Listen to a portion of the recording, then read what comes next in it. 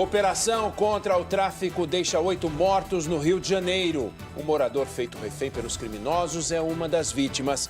Bandidos reagem espalhando terror no centro da cidade. Um mês depois do crime, oficial da PM é preso em São Paulo, acusado de feminicídio. Ele virou réu pela morte da própria mulher, a também policial Gisele, e por ter forjado suicídio, alterando a cena do crime. Investigação aponta que tenente-coronel imobilizou a mulher antes de disparar o tiro fatal. Mensagens revelam que a soldado, que queria o divórcio, era humilhada pelo marido. Banco Central reduz juros pela primeira vez em quase 2 anos. Corte é de 0,25 ponto percentual e veja também no Jornal da Band. Para tentar conter a disparada no diesel, o governo propõe que estados zerem o imposto na importação e oferece compensação. Caminhoneiros reclamam, além da alta no preço, que combustível começa a faltar.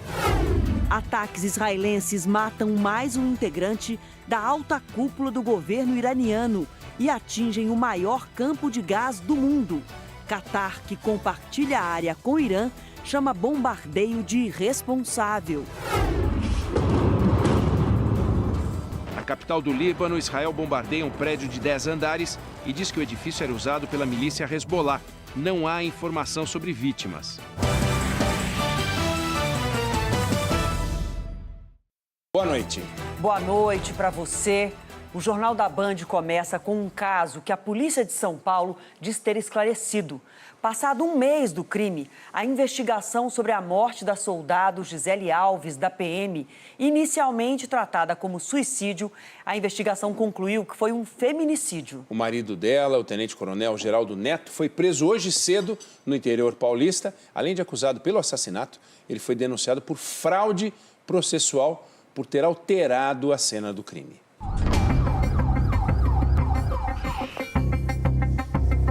Era por volta das 8 horas da manhã, quando os policiais da Corregedoria da Polícia Militar e também os policiais civis da delegacia que investiga o caso chegaram ao prédio do tenente-coronel Geraldo Neto, em São José dos Campos, no interior de São Paulo. O oficial não ofereceu resistência à ordem de prisão, que foi decidida pela Justiça ainda na noite de ontem, após o pedido da própria Corregedoria da PM. A decisão foi com base nos laudos periciais e também pelo receio de que, solto, o policial pudesse atrapalhar as investigações. O mandado de prisão, para vocês terem uma ideia, saiu às 4h30 da manhã. Às 4h30 da manhã saiu esse mandato e prontamente a corregedoria, está aí o corregedor, se prontificou junto com a Polícia Civil. Tem 2 mandados de prisão, tem o da Polícia Militar e tem o da Polícia Civil. O da Polícia Civil não saiu ainda. Pouco antes das 9 da manhã, ele deixou o prédio numa viatura da Corregedoria com destino à capital paulista. Em São Paulo, ele prestou depoimento na delegacia e foi indiciado pelos crimes de feminicídio, fraude processual e violência doméstica. Logo depois, passou por exame de corpo de delito no Hospital da Polícia Militar. Agora, o tenente-coronel Geraldo Neto vai ficar preso neste presídio, que é especial para policiais militares do estado de São Paulo. Nos primeiros dias, ele ficará isolado e depois deve ser colocado junto com outros criminosos. O prazo da prisão não foi definido. Na chegada à cadeia, ele foi recebido com abraços por colegas de farda. A defesa alega que o policial militar é inocente e que a Justiça Militar não é competente para determinar medidas invasivas, e sim a Justiça Comum.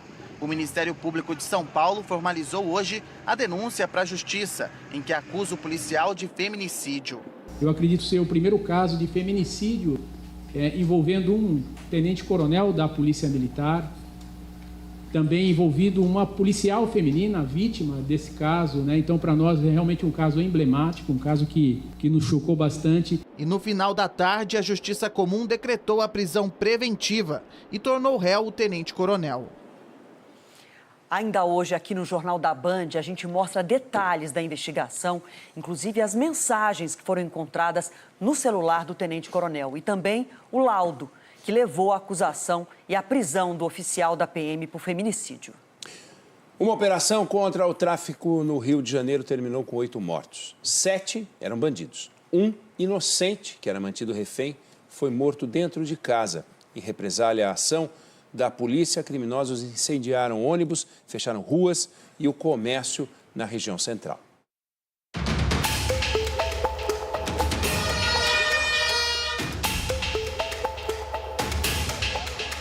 Ônibus incendiado numa das principais ligações entre as zonas norte e sul do Rio. A fumaça podia ser vista de longe. Essa fumaça gigante. Tirou os passageiros, tacaram fogo. Foi muito rápido. Outros 6 ônibus também foram sequestrados em represália à operação do BOP, o Batalhão de Operações Especiais da PM contra o Comando Vermelho. Em outros pontos, barricadas para impedir a passagem da polícia. Resultado, pânico entre passageiros que passavam pela região. A ação aconteceu em 6 comunidades dominadas pelo Comando Vermelho na região central do Rio. Juntas, elas têm cerca de 7 mil moradores. A área cercada por favelas controladas pela facção dá acesso a pontos turísticos, como o Cristo Redentor e o bairro de Santa Teresa. Um dos alvos foi morto na operação, Giló dos Prazeres, o traficante que tinha 10 mandados de prisão em aberto e uma extensa ficha criminal com 135 anotações. O assistente de cozinha Leandro Silva Souza foi morto. Segundo a polícia, ele chegou a ser feito refém por traficantes dentro da própria casa. No local, 6 bandidos também morreram. As circunstâncias da morte estão sendo apuradas. A investigação vai analisar as imagens das câmeras corporais dos agentes, caso os equipamentos tenham registrado toda a ação, e pretende esclarecer a origem do disparo que matou Leandro. Ali naquela casa eu vivi os melhores momentos da minha vida e hoje eu vivi o pior. O meu marido foi morto como bandido. Um menino bom, trabalhador, honesto, de família, foi morto como um bandido. E eu quero justiça. Nós todo o tempo queríamos que eles rendessem, mas a atitude, a ação de reagir foram deles. Um espaço extremamente confinado. Tivemos um policial ferido levemente por estilhaços, no momento que a gente estava buscando uma solução pacífica, uma negociação buscando uma solução pacífica. Houveram disparos de dentro da residência e qual o seu Leandro acabou sofrendo o primeiro PAF na região da cabeça. Câmeras corporais dos policiais envolvidos na morte de uma médica no Rio de Janeiro estavam descarregadas durante a ação. A polícia diz que o carro da vítima foi confundido com o de criminosos durante uma perseguição no último domingo. Andréia Marins Dias, de 61 anos, morreu baleada. Os agentes foram afastados das ruas e tiveram as armas apreendidas. Segundo a PM, eles deveriam ter retornado à base ao perceber que os equipamentos estavam sem bateria. A Corregedoria investiga o caso. Ainda hoje, Irã intensifica ataques a Israel depois da morte de ministro de segurança do país. E o conflito se amplia. Em Beirute, prédio inteiro desaba após ser atingido por míssil israelense. A cobertura completa daqui a pouco. Caminhoneiros fazem as contas e já questionam a viabilidade dos fretes com a disparada do preço do diesel. A dificuldade de abastecimento já fez uma cidade decretar emergência. Quarta-feira de ruas quase vazias em Formigueiro, no Rio Grande do Sul. A prefeitura da cidade decretou situação de emergência por falta de combustível e alta nos preços. A crise afeta serviços essenciais e o trabalho de máquinas agrícolas, bem na época de escoamento da safra de grãos, base da economia local. Por todo o país, os relatos são de susto na hora de abastecer. Cada dia está num preço, vamos ver o que vai virar agora, né? Em Ribeirão Preto, interior paulista, a reclamação é uma só. Já teve preço que eu já vi a R$ 6,67. Eu vim abastecendo a R$ 6,29, R$ 6,39, já está tendo alteração. Reflexo do cenário internacional e da pressão sobre o mercado global de petróleo. No Brasil, o impacto é mais forte no diesel, que depende de importações para garantir 25% do consumo nacional. Nas estradas que ligam o norte ao sudeste, o efeito é imediato. Caminhoneiros sentem no tanque e no cálculo do lucro. Uma viagem que eu fazia por 4.000, 3.500, abaixou para 2.800. Em Sergipe e aqui na Bahia, a dinâmica é outra. Com uma refinaria 100% privada, os reajustes seguem a cotação internacional do petróleo. e não a política da Petrobras. O último aumento assustou. O reajuste no valor de venda para as distribuidoras foi de 11,8% para a gasolina e de 17,9% para o diesel. Com esse aumento aí, meu amigo, até o carro eu estou deixando em casa, eu estou indo trabalhar de ônibus, meu amigo. Porque não está compensando mais? Não está compensando, o preço absurdo desse aí, só o salário vai todo. Em São Paulo, caminhoneiros não encontraram diesel em alguns postos. Tem bastante lugar que está faltando mesmo. Mas eu, por exemplo, eu abasteço na empresa que eu carrego, né? Por enquanto lá o preço ainda está razoável, mas se aumentar vão ter que subir o frete também, porque senão não vai dar para trabalhar mais não. Quem está passando aqui pelas rodovias de São Paulo também sente a diferença no preço do combustível. O Djavan vem de Sertãozinho aqui para a capital. O que é que você constatou? Preço absurdo, alto. Passei num posto, abasteci. Tava 7, vou colocar 7,50. O diesel? O diesel. Aí quando eu voltei fazendo a mesma rota, fui abastecer, esse diesel já estava 7,79. Então o trem tá, assim, questão de horas. Você sai daqui de São Paulo com frete de 12 mil para Belém, se chegar lá você gasta 8, 9 de óleo, como é que você vai fazer outra viagem? Eu abastecia numa faixa aí de 550 na sexta. Na segunda, 914. Como é que você se sente? Com vontade de chorar todo dia. Daqui a pouquinho a gente fala mais desse assunto, sobre o impacto aí do aumento dos combustíveis na nossa economia. O dono da pizzaria em Pombal, na Paraíba, prestou depoimento à polícia. Foi lá que uma pessoa morreu e outras 113 passaram mal no fim de semana depois de comerem na pizzaria. O dono disse que não sabe o que aconteceu. O corpo de Raíssa Bezerra da Silva, de 44 anos, foi enterrado hoje. A vigilância sanitária interditou a pizzaria depois que uma vistoria encontrou alimentos armazenados fora dos padrões de qualidade. A polícia investiga se o problema foi na comida ou se havia veneno misturado aos alimentos, já que a pizzaria foi detetizada recentemente. Israel intensificou os ataques aéreos no Líbano como parte da ofensiva contra o Hezbollah, milícia xiita apoiada pelo Irã. Um prédio residencial em Beirute foi destruído. O prédio de 10 andares desabou em segundos ao ser atingido por 2 mísseis lançados por Israel no coração da capital libanesa. Tudo foi muito rápido. Enquanto escavadeiras removiam os escombros, moradores protestavam.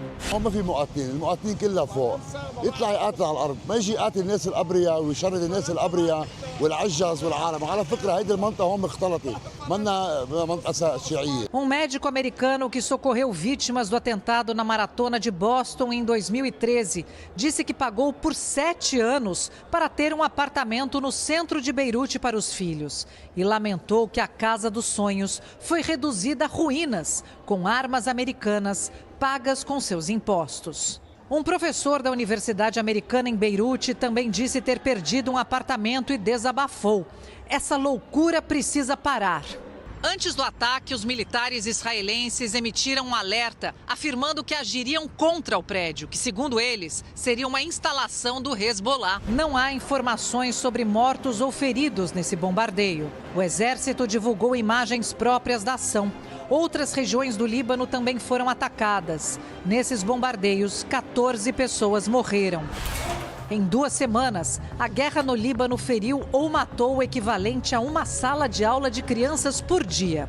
De acordo com o Ministério da Saúde libanês, pelo menos 111 crianças foram mortas e 334 ficaram feridas em ataques israelenses desde o dia 2 de março. No total, já são mais de 900 vítimas e 1 milhão de deslocados no país. Essa família muçulmana fugiu do sul e está abrigada em um estádio em Beirute. Eles lamentam não estarem seguindo as tradições do Ramadã, mês sagrado do calendário islâmico. عادتنا بالعائله نحن كلنا بالافراد بنقعد كلنا نفطر مع بعضنا. يعني بناكل على طاوله على سفره وحده. كنا غرباء ضمن الوطن. هاي المشكله. وهي اصعب من الحرب يعني. انك تكوني غريبه بوطنك اصعب من انه تكوني عم تقاتلي عدوك. Voltamos a falar da prisão do tenente-coronel Geraldo Neto, acusado pelo assassinato da mulher dele, a soldado Gisele Alves. O repórter Rodrigo Hidalgo teve acesso a mensagens de WhatsApp trocadas entre o casal e essas mensagens revelam um comportamento possessivo, controlador, autoritário e machista do policial. A gente começa com uma mensagem que ele enviou para a mulher 2 dias antes do assassinato. No dia 16 de fevereiro, o coronel Neto escreveu o seguinte: eu te trato como todo homem macho alfa trata a sua esposa, com amor, carinho, atenção e autoridade de macho alfa, provedor, e fêmea beta, obediente e submissa, como toda mulher casada deve ser. No início do mês, o casal teve uma discussão pelo WhatsApp. E aí agora a gente separou uma outra mensagem para vocês acompanharem. O tenente começa, primeiro, descrevendo ali todas as despesas, as contas da casa que ele pagava. E diz que a Gisele deveria retribuir. Da seguinte forma: você investe quanto? Não tem dinheiro? Beleza. Investe amor, carinho, atenção, dedicação, sexo. Mas nem isso você faz. E abaixo, a resposta da soldado Gisele: se você acha que só contribuindo com o dinheiro já está fazendo sua parte, ótimo, mas para mim não é assim que funciona. Nunca foi assim e não vai ser agora que vai mudar. Por mim, separamos. Não vou trocar sexo por moradia e ponto final. A gente vai acompanhar mais detalhes dessas mensagens estarrecedoras na reportagem do Hidalgo. Antes do disparo fatal, no dia 18 de fevereiro, já havia inúmeros sinais de uma relação marcada por abusos, humilhação e violência por parte do oficial da PM. Mensagens trocadas entre o tenente-coronel Geraldo Neto e a soldado Gisele Alves revelam um relacionamento tóxico. 12 dias antes do crime, Gisele fala sobre uma agressão que havia sofrido. Você não me respeita, não sabe conversar. Ontem, enfiou a mão na minha cara. No mesmo dia, Neto escreveu: marido provedor, esposa carinhosa e submissa, não tem atrito. 2 dias antes do crime, o tom machista do tenente-coronel é ainda mais explícito. Ele diz que trata a esposa com a autoridade de macho alfa provedor e que ela, assim como toda mulher casada, deve ser uma fêmea beta obediente e submissa. 48 horas depois, a policial militar foi encontrada com um tiro na cabeça dentro do apartamento do casal, no centro de São Paulo. Agora, o tenente-coronel foi preso e denunciado por feminicídio e fraude processual, já que alterou a cena do crime. A simulação reproduzida da perícia mostra que Neto chegou a imobilizar a mulher por trás, segurando a arma contra a têmpora dela. Os laudos da polícia desmentiram as alegações da defesa do tenente-coronel. Entre elas, que Gisele cometeu suicídio. A minha esposa é policial feminina. Ela se matou com um tiro na cabeça. A perícia mostrou que a soldado morreu com um tiro pelas costas, com impossibilidade técnica de suicídio. Neto disse que não houve agressão, mas foram encontradas lesões e marcas de imobilização.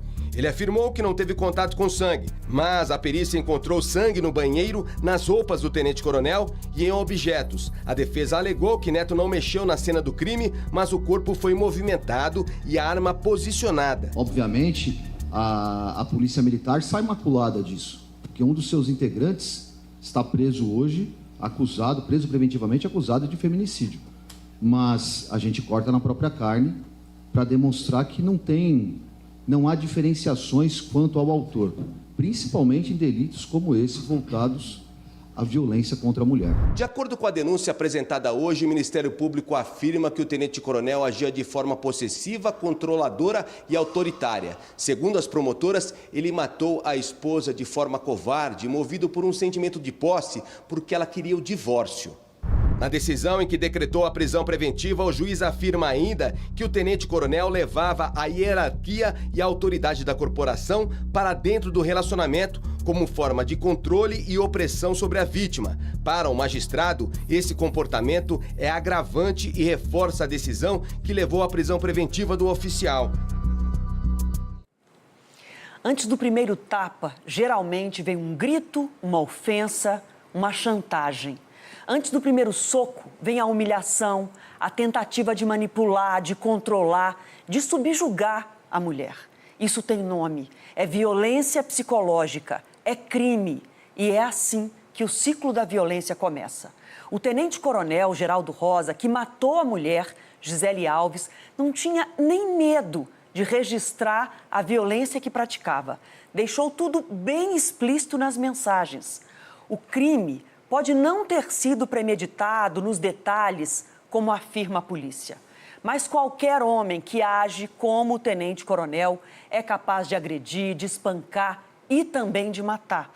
Porque simplesmente, para esses homens, mulheres valem menos, têm que ser dominadas. Mas nós, mulheres, todas nós, temos o poder de dizer não, de escapar de homens assim.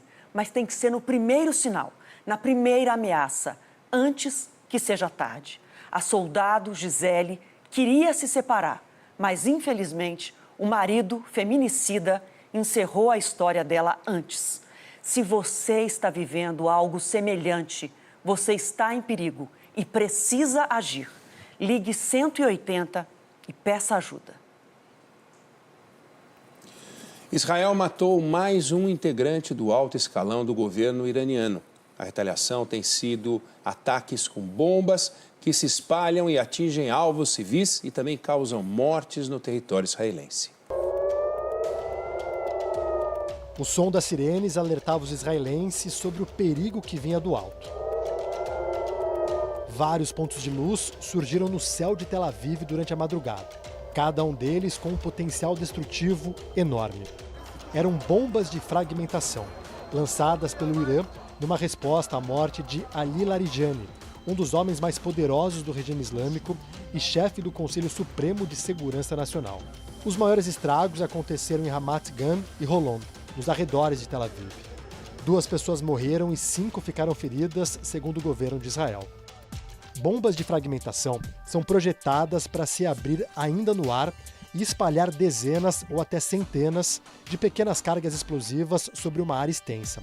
Isso aumenta significativamente o poder de destruição e torna esse tipo de arma especialmente perigoso em regiões densamente povoadas.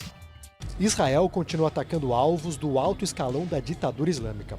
Nesta quarta, o exército israelense anunciou a morte de Ismail Katib, ministro da inteligência do Irã, estrutura central para o regime que atua tanto em operações externas quanto no controle interno. O presidente Massoud Pezeshkian confirmou a morte do ministro, ao mesmo tempo em que milhares de pessoas participavam do funeral de Ali Larijani e outros comandantes do exército, assassinados nos últimos dias. No começo da noite, manifestantes queimaram bandeiras de Israel e dos Estados Unidos. O assassinato de pessoas influentes dentro do regime iraniano atrapalha a capacidade de coordenação do país, mas não significa uma queda iminente do regime. O ministro de Relações Exteriores do Irã afirmou que a estrutura de poder foi desenhada justamente para sobreviver à morte dessas pessoas influentes. Outro foco da guerra é Hormuz. Forças americanas lançaram bombas de alta penetração contra instalações subterrâneas do Irã próximas à via marítima controlada pelo país persa. Horas depois, mísseis disparados por Israel atingiram o campo de gás South Pars, que é a maior reserva de gás natural do mundo. O local, que é compartilhado com o Catar, ficou tomado pelas chamas.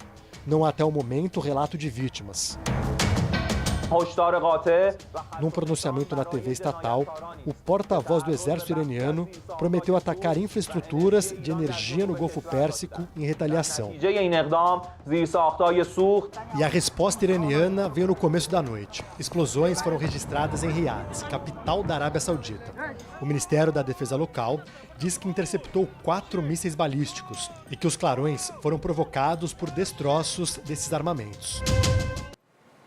E agora o caso das jogadoras da seleção de futebol do Irã que pediram asilo na Austrália teve um novo capítulo. A delegação voltou hoje ao Irã depois que 5 jogadoras desistiram de ficar na Austrália, onde disputaram a Copa da Ásia. Ao pedir o asilo, elas alegaram medo de perseguição se voltassem ao Irã porque se recusaram a cantar o hino nacional antes de um jogo. Segundo a agência Reuters, continuam na Austrália uma jogadora e um integrante da comissão técnica. A Federação de Futebol do Irã disse que as jogadoras mudaram de ideia a pedido dos familiares. No governo, em Brasília, cresce a preocupação com o impacto do aumento do diesel no trabalho dos caminhoneiros. O governo mandou fiscalizar o pagamento do frete e voltou a pedir ajuda dos estados. Um país que se move sobre rodas, no meio de uma crise no fornecimento de combustíveis. No governo, a avaliação é de que o cenário exige uma resposta rápida para conter os impactos no abastecimento e, consequentemente, o efeito cascata em toda a economia. Tentando conter a pressão, o ministro dos Transportes, Renan Filho, anunciou hoje uma fiscalização mais rígida e o reforço no cumprimento da tabela do frete mínimo, uma das principais demandas dos caminhoneiros. O governo vai suspender de forma imediata o registro de empresas que descumprirem a tabela. O foco vai ser a interrupção da irregularidade. Nós teremos foco na responsabilização. Tanto o embarcador, que é o dono da carga, quanto o transportador serão responsabilizados, mas também, se isso não for suficiente, os próprios proprietários das empresas. Em janeiro, foram registradas 40 mil autuações por descumprimento da tabela do frete. O risco de caminhoneiros paralisarem as atividades, o governo considera afastado. A Associação Brasileira dos Caminhoneiros reconheceu as dificuldades, mas disse que não vai apoiar nenhuma greve, porque teve muitos prejuízos econômicos com a paralisação de 2018. Em paralelo ao aperto na fiscalização, o governo se reuniu com secretários de Fazenda estaduais e propôs que eles cortem temporariamente o ICMS cobrado sobre a importação do diesel. O custo disso seria dividido entre os estados e a União. Caso os estados concordem, o que seria muito importante para garantir abastecimento, para garantir essa oferta forte e firme de diesel no país, é que a gente faça isso da forma mais ágil possível. Segundo o Ministério da Fazenda, a medida ainda em debate valeria por 2 meses, a um custo de 3 bilhões de reais. Bom, e com medo de faltar combustível, motoristas fizeram longas filas em postos no litoral de Santa Catarina. Quem traz as informações para a gente ao vivo agora é o Rodrigo Cardoso. Boa noite para você, Rodrigo. Boa noite, Adriana. O movimento de motoristas foi intenso no litoral norte do estado na procura pelos combustíveis. Em cidades como Balneário Camboriú, Itapema, Camboriú e Itajaí, motoristas enfrentaram filas para abastecer os veículos e houve casos pontuais de escassez de óleo diesel e também de gasolina. Aqui na capital, houve registro de filas em postos de combustíveis do norte da ilha, região que sempre recebe muitos turistas no verão nessa época do ano. Em postos da região, a situação foi de muita fila e muita dificuldade para os motoristas. A falta de combustível levou prefeituras aqui do estado a adotarem medidas de emergência, de racionamento, apenas priorizando os serviços essenciais, como é o caso de saúde, emergência e segurança. A preocupação da população é reflexo direto da guerra no Oriente Médio e foi aumentada, ampliada pela perspectiva de greve dos trabalhadores dos caminhoneiros, anunciada para esta quinta-feira, e é motivada, então, pelo reajuste na tabela do frete em meio à disparada no preço do óleo diesel. Adriana. Daqui a pouco, o microfone não perdoa. Deputado de Mato Grosso é flagrado comemorando vitória de sua empresa em licitação milionária. Quase 200 milhões só em 3 anos.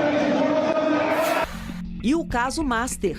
Polícia Federal pede prorrogação de inquérito por 60 dias. CPI aprova a convocação da ex-noiva de Daniel Vorcaro. É já já. A convivência entre crianças e cachorros precisa de supervisão e supervisão permanente. Os atendimentos no SUS para casos de mordidas aumentaram nos últimos anos. Em situações mais graves, os ataques podem até acabar em morte. Eles são fofos demais, fazem a alegria da criançada e são parte da família de muita gente. Só que essa ligação afetiva também precisa ser segura. O número de internações hospitalares no Sistema Único de Saúde por mordidas de cães aumentou mais de 40% em 5 anos. Um dos casos foi no fim do ano, no Espírito Santo. Uma criança de 1 ano e 7 meses ficou gravemente ferida no rosto ao ser atacada pelo cachorro da própria família. O menino ficou 14 dias internado e hoje se recupera em casa. A família doou o cachorro para um vizinho. Ter que abrir mão dele foi muito difícil, foi uma decisão muito difícil. Só que o coração de mãe, o que eu passei, o que meu filho passou lá, que eu vi o trauma que ele ficou lá no hospital, eu não poderia ter feito diferente. Mesmo um cachorro muito dócil pode ter uma reação inesperada, como um instinto de defesa e machucar alguém. Essas situações geralmente acontecem quando ele está se alimentando ou quando alguém tenta tirar um objeto dele. Isso porque o cão também sente ciúmes e frustração, mesmo quando está perto de quem considera o dono. Um cuidado que os humanos precisam ter é nunca se aproximar demais da boca do cão com o rosto, né? Evitar abraçar, evitar chegar muito próximo. A recomendação é nunca deixar uma criança pequena sozinha com o cachorro, já que ela não consegue se defender. Esse médico alerta que mordidas de cães podem provocar lesões permanentes. São lesões difíceis de reparar pelo aspecto de infecção e podem ser lesões profundas. Sendo lesões profundas, como nesse caso, pode ter, além da cicatriz externa, a chance de lesão do nervo facial. Todo cuidado é pouco. Agora o caso Master, a defesa de Daniel Vorcaro procurou o Supremo Tribunal Federal para discutir a possibilidade de um acordo de delação premiada, o que aumenta a tensão em Brasília. Hoje, a ex-namorada do banqueiro foi convocada para depor na CPI do crime organizado. Mansão de R$500 bilhão em Miami, nos Estados Unidos. Carros que juntos valem mais de R$3 milhões. Bens em nome de Daniel Vorcaro e da ex-namorada Marta Graeff, convocada hoje pela CPI do crime organizado. Os senadores dizem que o objetivo é rastrear a origem do dinheiro do dono do Master e saber se ele tem mais recursos fora do país. Os parlamentares já foram avisados que dificilmente a ex-namorada de Vorcaro vai aparecer na comissão. Marta mora na Flórida e já negou o envolvimento nos negócios de Vorcaro. Uma sessão secreta para que ela possa falar dos contatos políticos do banqueiro está sendo negociada. A possibilidade de uma delação premiada de Vorcaro atormenta Brasília. Advogados do banqueiro estiveram no Supremo para sondar a possibilidade de um acordo. Ouviram do gabinete de André Mendonça que, se o dono do Master ajudar na investigação e apresentar provas do que fala, dificilmente uma delação deixaria de ser aceita. Aqui no Congresso causou um incômodo a possibilidade de o Supremo ser poupado numa delação. Parlamentares avaliam que as relações próximas com o Judiciário teriam também que estar num processo de acordo. A delação tem de ser por completo. Não dá para ser delação só de um poder. Se é delação, tem de ser por completo e tem de desnudar todo mundo, todos os poderes. O ministro André Mendonça prorrogou o inquérito por mais 60 dias. A PF tinha pedido mais tempo para investigar o caso. O clima continua tenso no Supremo. O ministro Dias Toffoli está sendo pressionado pelo governo para se afastar do tribunal e depois renunciar. A avaliação é de que o ministro terá vida difícil na corte se a Polícia Federal descobrir mais fatos que o liguem ao Master. Toffoli deixou a relatoria do caso depois de admitir que era sócio de uma empresa que vendeu cotas de um resort para fundos ligados ao Master, por mais de R$30 milhões. O ministro já avisou que não pretende deixar o cargo. O Supremo também foi arrastado para a crise, depois de uma suposta troca de mensagens entre Alexandre de Moraes e Daniel Vorcaro. O ministro nega que a conversa tenha acontecido. Há também um contrato de R$129 milhões do escritório da mulher de Moraes, Viviane Barsi, com o Master. Temperatura alta em Brasília, hein? E vai subir mais. Não é? A Polícia Federal recolheu hoje as informações sigilosas do banqueiro Daniel Vorcaro, que estavam em poder da CPMI do INSS. Ao vivo, o Caian Messina traz as informações. Caian, tá bem quente aí, né? De leve, Oineg. Boa noite a todos. A Polícia Federal já realizou a retirada de informações sensíveis de Daniel Vorcaro, que estavam na sala cofre da CPMI do INSS. Os computadores dessa sala da comissão foram, inclusive, formatados. Foi uma determinação do ministro relator do caso, André Mendonça, após o vazamento de dados que não são relacionados ao inquérito, como vídeos íntimos, por exemplo. Em nota, a PF destacou que dentro do Senado, alguém conseguiu dados de celulares que já tinham sido excluídos, porque o pedido foi feito diretamente à empresa provedora de telefonia. E isso gerou um novo fluxo de armazenamento de arquivos fora da cadeia de custódia da investigação.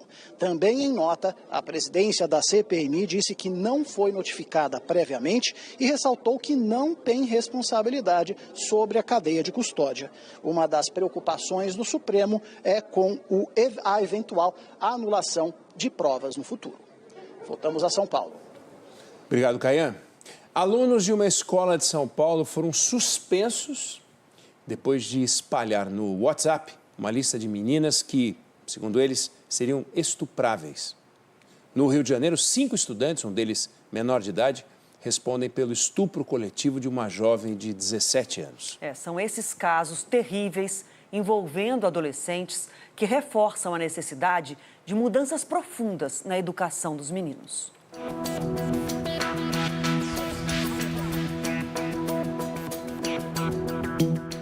Crimes brutais, covardes, cometidos por homens cada vez mais jovens, alguns menores de idade. Como o estupro coletivo de uma estudante de 17 anos no Rio de Janeiro.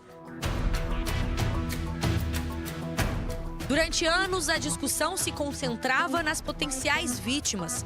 Como ensinar as meninas a se protegerem? De uns anos para cá, a preocupação mudou. Como educar um menino para ele não se tornar um agressor? Em São Paulo, o Colégio São Domingos suspendeu 5 alunos que compartilharam mensagens misóginas num grupo de WhatsApp. Os estudantes, de 14 a 15 anos, chegaram a criar uma lista de meninas mais ou menos estupráveis. E também enviaram figurinhas do americano Jeffrey Epstein, acusado de liderar uma rede de tráfico sexual de menores de idade. A escola disse que suspendeu os alunos e criou um grupo de trabalho para acompanhar o caso. Na infância, ainda durante as brincadeiras, meninos são incentivados a demonstrar força e a esconder qualquer sinal de fragilidade. Para especialistas, a combinação pode se transformar em comportamentos que alimentam a cultura de violência contra a mulher. Os alunos dessa escola no Rio, que oferece aulas de educação socioemocional, criaram uma exposição sobre a realidade da violência contra a mulher. É importante a gente olhar para si, rever nossas atitudes, rever nossos princípios também. A dinâmica também conta com a participação da família e ajuda a manter o diálogo aberto dentro de casa. Tem muitos pais que possam passar a mão na cabeça, não é assim? Porque senão não vai criar homens como, né? Um comportamento tóxico que ganhou ainda mais força na internet, com os chamados perfis Red Pills. Homens que consideram a mulher uma ameaça, alguém que precisa ser controlada ou descartada. A primeira coisa que a gente precisa aprender é trabalhar a educação emocional com esses meninos. Trabalhar com esses meninos que ser vulnerável não é ser menor do que ninguém, para que eles cresçam sabendo lidar com frustração, para que eles cresçam sabendo lidar com o não dessas meninas. Eu acho que é o que a gente precisa fazer primeiro dentro das casas hoje. É na internet que essa garotada está aprendendo esse discurso de ódio contra as mulheres, aprendendo a idolatrar Jeffrey Epstein. Bom, e é por isso que a gente fala agora do ECA Digital, que já está em vigor, foi criado justamente para tentar proteger crianças e adolescentes nas redes sociais, sites e nos jogos online. Só que várias páginas e plataformas seguem sem confirmar a idade dos usuários, um dos principais pontos da nova lei. Nesta plataforma de vídeos, bastou fazer um cadastro para acessar todo tipo de conteúdo. Este site pornográfico ainda aceitava a autodeclaração de idade, que foi banida pelo ECA Digital. Nada foi pedido nesta plataforma de jogos online, uma das mais acessadas por crianças e adolescentes. Já usuários desta rede social tiveram que confirmar a idade por meio de fotos ou outras informações para acessar conteúdos considerados sensíveis. Um dia depois do Estatuto Digital da Criança e do Adolescente entrar em vigor, pouca coisa mudou na prática. As plataformas dizem que aguardam diretrizes para adotar as medidas de acordo com os critérios determinados pela lei. É a regulamentação. Parte das regras foi anunciada nesta quarta-feira em Brasília, na assinatura de um decreto pelo presidente Lula. Entre as determinações, a lei proíbe a monetização e o impulsionamento de conteúdos que retratem crianças e adolescentes de forma erotizada ou sexualizada. As empresas que exploram a imagem ou a rotina de crianças e adolescentes nas redes, os influenciadores mirins, terão que pedir aos responsáveis uma autorização prévia concedida pela Justiça. E foi criado dentro da Polícia Federal um núcleo específico para receber e investigar as denúncias. O ECA Digital vai ser implementado em etapas e o cronograma ainda vai ser apresentado. Já está em vigor a remoção imediata de conteúdo considerado ilegal, sem a necessidade da determinação da Justiça, e a obrigatoriedade de ter representação no Brasil. A verificação de idade, a supervisão parental, além de outras ações, ainda dependem de regras que serão anunciadas pela Agência Nacional de Proteção de Dados. E que deve começar por aqueles, digamos, provedores de conteúdo cujo risco à integridade física e mental das crianças sejam maiores. Bom, hora de falar de esporte, hora de conversar com a Lívia Nepomuceno. Vamos começar falando de um esporte, né, que não é exatamente popular no Brasil, né, Lívia? Vamos sair um pouco do tradicional, Não é? né, do comum. Uma ótima noite para vocês. Bom retorno, Adriana. Obrigada. Uma ótima noite para você que está em casa. E é isso, olha, antes de falarmos sobre futebol, a gente repercute a festa na Venezuela com o inédito título da Copa do Mundo de Beisebol. Dá só uma olhada na alegria dos venezuelanos que tomaram as ruas da capital Caracas para comemorar. Em Miami, nos Estados Unidos, palco da grande final, os venezuelanos que vivem por lá também saíram às ruas. E não pense que foi fácil vencer. O título veio de um resultado apertado, 3-2. Com a conquista, a Venezuela se tornou a segunda seleção latino-americana a vencer a Copa do Mundo de Beisebol. A primeira foi a República Dominicana em 2013. Tem que comemorar. Da alegria da conquista inédita para a reviravolta do título da Copa Africana de Nações. Depois de ter o título retirado pela Confederação Africana de Futebol, Senegal pediu uma investigação internacional independente. No lugar do Senegal, a Confederação declarou a seleção do Marrocos campeã. A confusão toda começou no final da Copa Africana, em janeiro. Os jogadores de Senegal ameaçaram abandonar o campo depois de um pênalti marcado para Marrocos. Eles chegaram a deixar o gramado, mas voltaram minutos depois e venceram por 1-0 na prorrogação. Agora, os dirigentes decidiram que houve abandono de campo e puniram Senegal. Lívia, vamos para o nosso futebol agora, a Copa do Brasil. Não faltaram nem gols, nem polêmica, né? Do jeito que a gente gosta, a Copa do Brasil sempre Quente, tem a zebra, hein, Adriana? Fica de olho, porque, olha, essa é a quarta fase da competição e no jogo Portuguesa e Paysandu, no estádio do Canindé, em São Paulo, deu muita confusão, porque não tem o VAR nessa fase da competição. A Lusa vencia por 2-1, mas teve um jogador expulso e um pênalti contra. Para completar, o último lance do jogo teve esse frango do goleiro. Final, Paysandu classificado 3, Portuguesa eliminada 2. Outro destaque foi a surpreendente vitória do Atlético Clube de Minas, treinado pelo ex-jogador Alex, sobre o Sport do Recife, 3-1. De olho na Copa do Brasil, que a zebra passeia. Nosso assunto agora é ele, Neymar. Longe da sua melhor condição física, o camisa 10 do Santos publicou nas redes sociais a própria reação ao ser não convocado por Carlo Ancelotti para os amistosos contra a França e Croácia, que acontecem no final do mês lá nos Estados Unidos. Vamos acompanhar? Ryan Vinicius Júnior, obrigado. Porra, Ancelotti, eu. Vamos ver aqui Ele não esperava, né, gente? Lembrando que Ancelotti afirmou que depois da convocação, que Neymar pode ser chamado sim se ele tiver 100%. Então vai ser aquela coisa, ele tem 3 meses só que ele não conseguiu chegar a 100% nos últimos 3 anos, né? O Ancelotti deu o recado bem claro, né? Vai ser com emoção. Vamos acompanhar. Obrigado, Lívia. Até mais. Tem alerta climático para a volta do El Niño no segundo semestre desse ano, com aumento de temperaturas. No Brasil, o fenômeno pode agravar períodos de seca no norte e nordeste e provocar chuvas intensas no sul. A instabilidade no tempo afeta as lavouras. Depois da estiagem, hoje veio a chuva forte. Antes estava muito seco, então a gente estava na torcida por essa chuva. Quem trabalha no campo deve estar sempre ligado na previsão do tempo. Os produtores ficam de olho e já sabem que devem vir muitos dias como esse de chuva nos próximos meses. O Serviço Nacional de Meteorologia dos Estados Unidos aumentou as probabilidades de ocorrência de El Niño para 80% a partir de agosto. O fenômeno ocorre porque as temperaturas no Oceano Pacífico Equatorial têm um aumento gradual, o que interfere na circulação atmosférica em todo o planeta. Os efeitos do El Niño variam dependendo da região do Brasil. O Nordeste e o Norte são mais propensos a períodos de estiagem.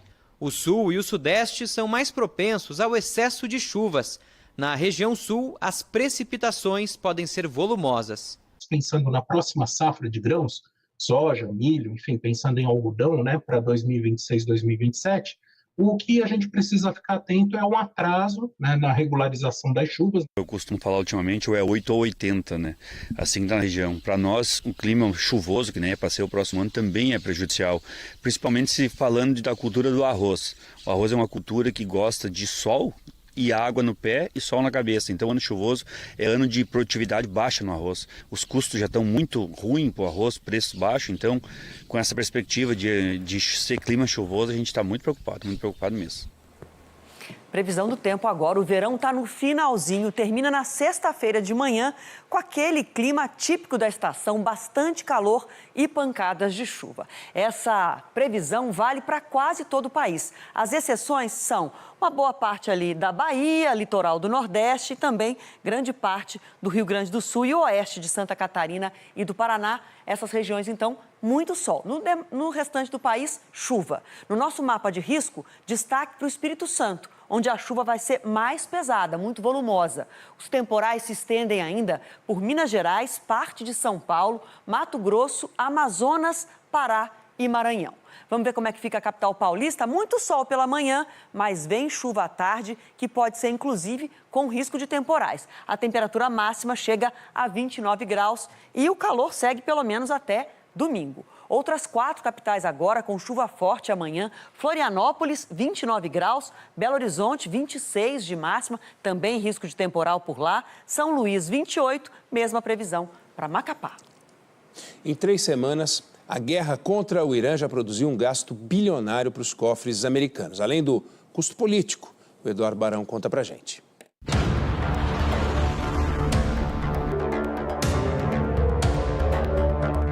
$16 bilhões e 500 milhões de dólares. Essa é a estimativa de gastos do governo americano nos primeiros 12 dias do conflito com o Irã. A pesquisa foi feita por um centro de estudos internacionais sem fins lucrativos. A base é um relatório entregue pelo Departamento de Defesa ao Congresso.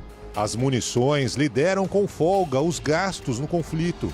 As de defesa aérea correspondem a cerca de metade dos custos, seguidas pelas de ataque. As perdas e danos já ultrapassam $1 bilhão.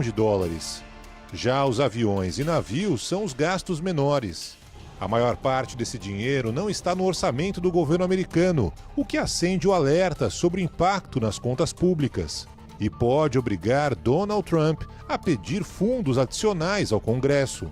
É um modo de guerrear muito caro porque ele é feito para ser decisivo. Entretanto, ele é decisivo contra atores que não tenham tanta capacidade de resistência ou de resiliência, o que não é o caso do Irã. O Irã tem demonstrado, apesar de absorver os ataques, uma enorme capacidade de resiliência a esses ataques. Esse site, que simula os gastos em tempo real com base nos dados fornecidos pelo Departamento de Defesa, estima que o valor possa já ter ultrapassado os $20 bilhões até esta quarta-feira. A guerra no Oriente Médio também pressiona politicamente o presidente americano. A ofensiva já provocou a primeira grande baixa no governo. O chefe do Centro Nacional de Contra-Terrorismo, Joe Kent, pediu demissão em protesto contra a guerra. Ex-militar das Forças Especiais e ex-agente da CIA, Kent lutou na Guerra do Iraque e é ligado ao MAGA, grupo político que apoiou fortemente a eleição de Trump. A saída dele é simbólica. É a primeira ruptura de alto escalão dentro do governo por causa da guerra e expõe divisões na base política do presidente. Outro reflexo que preocupa o governo americano é o preço dos combustíveis. O aumento do barril do petróleo pressiona a inflação e o custo de vida. E o resultado é um efeito em cadeia. Gasolina mais cara, transporte mais caro, alimentos mais caros e um desgaste político crescente para a Casa Branca. A seguir, o Banco Central reduz a taxa básica de juros pela primeira vez em quase 2 anos. Sem perceber que o microfone estava ligado, deputado comemora a vitória em licitação para a obra milionária em Mato Grosso. Estados Unidos tentam acelerar acordo com o Brasil para investimento na exploração de minerais estratégicos que são usados na tecnologia de ponta. Pausa muito breve aqui no Jornal da Band, a gente já volta em instantes. Você fica aí com a gente, não sai daí.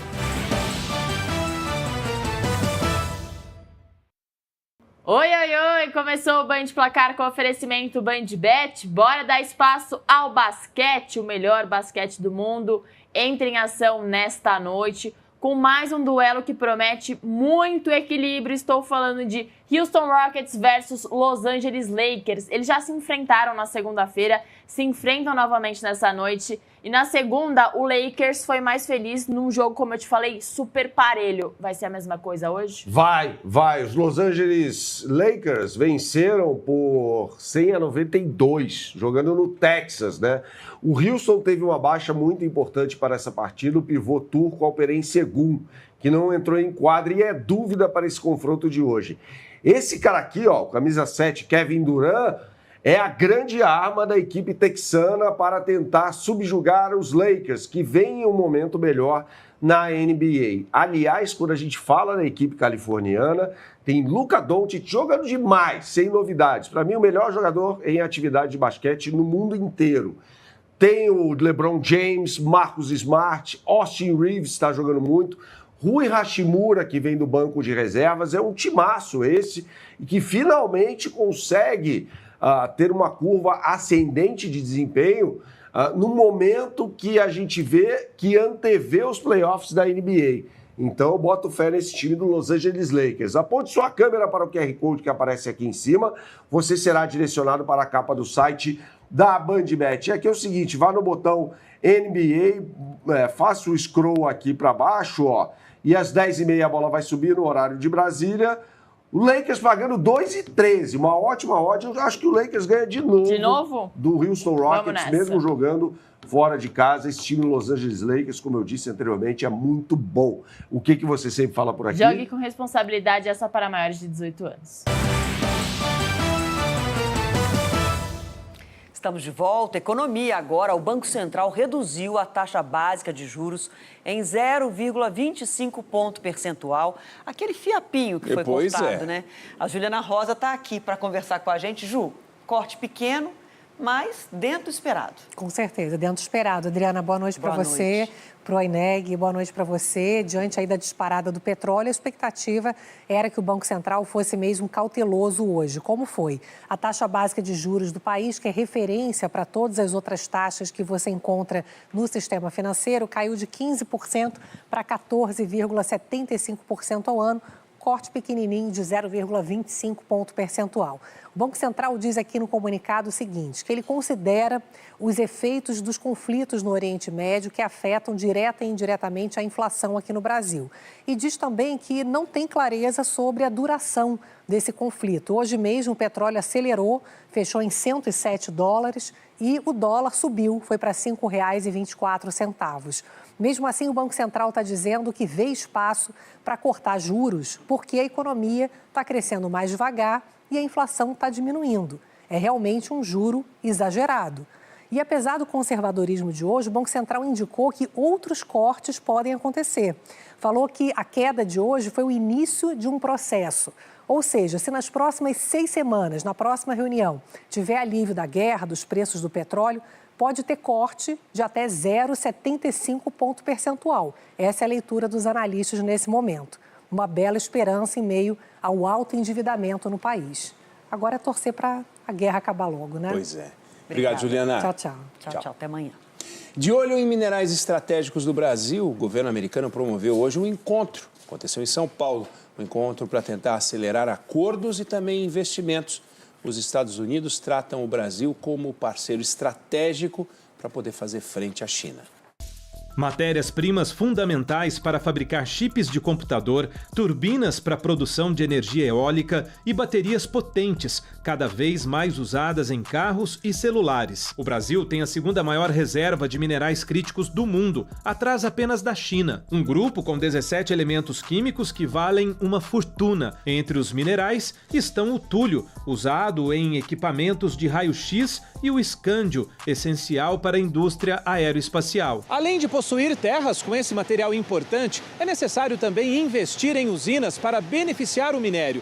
Ao transformar a matéria-prima, o produto ganha mais valor antes de ser vendido. E esse é o grande desafio. Apesar da quantidade imensa de terras raras, o Brasil ainda não refina. E por que isso é fundamental? Em média, uma tonelada de minério crítico concentrada vale $110 mil. Refinado, o valor fica até 15 vezes mais caro. Um seminário hoje em São Paulo, promovido pelo governo americano, discutiu acordos e investimentos nessa área com empresários brasileiros. Os Estados Unidos tentam fazer frente à China, que investiu pesado nos últimos anos e domina o mercado mundial. Você está vendendo commodities, né? Você está deixando riqueza. Ou seja, o Brasil precisa passar a ser exportador de tecnologia e de valor agregado no seu minério, que a diferença é muito grande.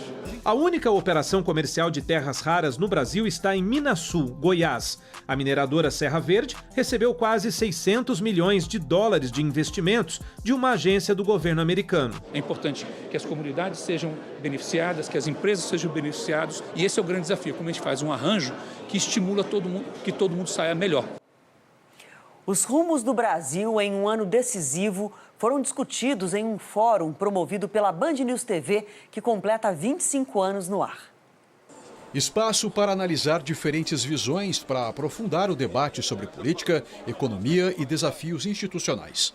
Entre os convidados, o ex-presidente Michel Temer. O INEG lembrou o caso do ministro Alexandre, que eu nomeei. Eu nomeei e confesso que não me arrependo, porque digo a vocês, se não fosse ele, no passado recente, nós talvez não tivéssemos eleições no país. Ou seja, ele teve uma coragem jurídica e uma coragem até pessoal extraordinária. Competência do Supremo não dá para discutir, por causa desses argumentos que eu estou dando. Muitas e muitas vezes você pode discutir o mérito das decisões dadas pelo Judiciário, do particular, pelo Supremo Tribunal Federal, mas não a competência. O ex-presidente também falou sobre o 8 de janeiro. 2021, né, 22, nós tivemos, fala-se em tentativa de golpe, etc. Houve uma busca de um protesto, não é, que foi impedido para preservar a democracia. Quando eu disse até num dado momento, olha, a democracia no país está consolidada, entre outros temas, exata e precisamente porque nos últimos tempos houve decisões que preservaram a democracia. O presidente nacional do PSD, Gilberto Kassab, reforçou que o Brasil vive um momento de forte disputa política e a necessidade de um equilíbrio. O mais importante é que a gente tenha uma alternativa para o Brasil, levando para a sociedade a discussão de alguns pontos de vista que são fundamentais. Por exemplo, combate à corrupção. A transparência é a melhor aliada para que a gente possa evitar essa roubalheira, para que a gente possa combater a corrupção. A conversa foi conduzida pelo jornalista e âncora do Jornal da Band, Eduardo Ineg, ao lado do cientista político Fernando Schiller, que exploraram diferentes cenários e perspectivas para o país. O Fórum Band News Pensa Brasil abre uma programação especial que marca a trajetória do canal, reconhecido pela agilidade, imparcialidade e por aprofundar o entendimento dos fatos. A seguir, deputado comemora a vitória em licitação para obra milionária em Mato Grosso e diz que foi vício de linguagem. Mesmo sem perder dinheiro, a mulher mais rica do Brasil sai da lista de brasileiras bilionárias da revista Forbes. A gente vai entender daqui a pouco aqui no seu Jornal da Band. Até já!